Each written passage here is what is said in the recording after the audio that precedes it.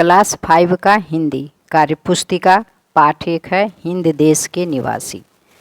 प्रश्न है, हिंद देश के निवासी कविता में हमारे देश के विविध स्वरूपों की चर्चा है, यथा रंग रूप, वेशभूषा, विविध प्रकार के फल फूल, नदियाँ, अनेक धर्म आदि।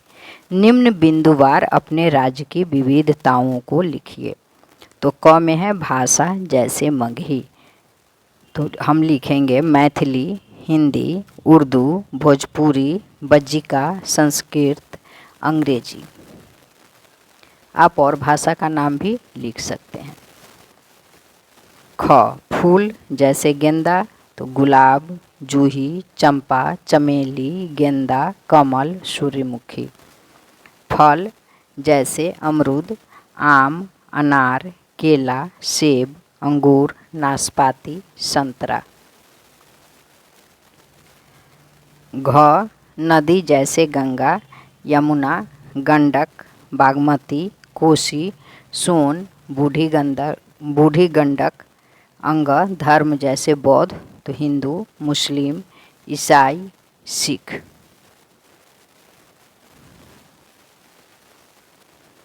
प्रश्न 2, कविता में प्रयुक्त नदियों, फूलों एवं पक्षियों को चिन्हित कर लिखिए। तो नदी का नाम लिखेंगे गंगा, यमुना, ब्रह्मपुत्र, कृष्णा, कावेरी। फूल, बेला, गुलाब, जूही, चंपा, चमेली। पक्षी, कोयल, पपीहा, बुलबुल। प्रश्न 3 है, शब्दों को उनके अर्थ से मिलाइए। निराला, अनोखा, तराना, राग या गीत, टेर, तान, जन, लोग, मंजिल, लक्ष्य।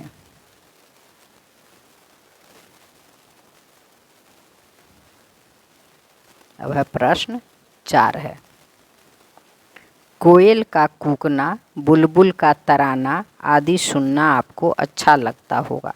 आपको अपने घर में और विद्यालय में कुछ चीज़ें अच्छी लगती होंगी, कुछ चीज़ें आपको खराब भी लगती होंगी। अलग अलग शीर्षक देकर अच्छी लगने वाली और खराब लगने वाली चीज़ों को लिखिए।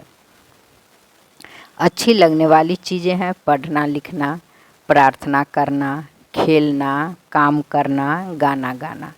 अब है खराब लगने वाली चीज़ें हैं गंदगी, शोरगुल, लड़ना झगड़ना, बासी खाना, बड़ों की बात न मानना। प्रश्न 5, अपने गांव या शहर के बारे में कुछ वाक्य लिखिए। मेरे गांव का नाम पकरी है। यहाँ सभी धर्म के लोग मिलजुल कर रहते हैं। मेरे गांव के विद्यालय में बहुत अच्छी पढ़ाई होती है। शिक्षक और बच्चे सभी अनुशासन प्रिय हैं। इस गांव के सभी लोग वर्ष में कम से कम 5 पेड़ जरूर लगाते हैं। प्रश्न 6 है, देशभक्ति से जुड़ी अपने पसंद की कोई कविता या गीत लिखिए। तो देश की माटी, देश का जल, हवा देश की, देश के फल, सरस बने प्रभु सरस बने, देश के घर और देश के घाट, देश के वन और देश के बाट, सरल बने प्रभु सरल बने। प्रश्न 7 है, कविता की अधूरी पंक्ति को बॉक्स में से उपयुक्त शब्द चुनकर भरिए। यहाँ बॉक्स में जो शब्द है उसमें से चुनकर भरना है।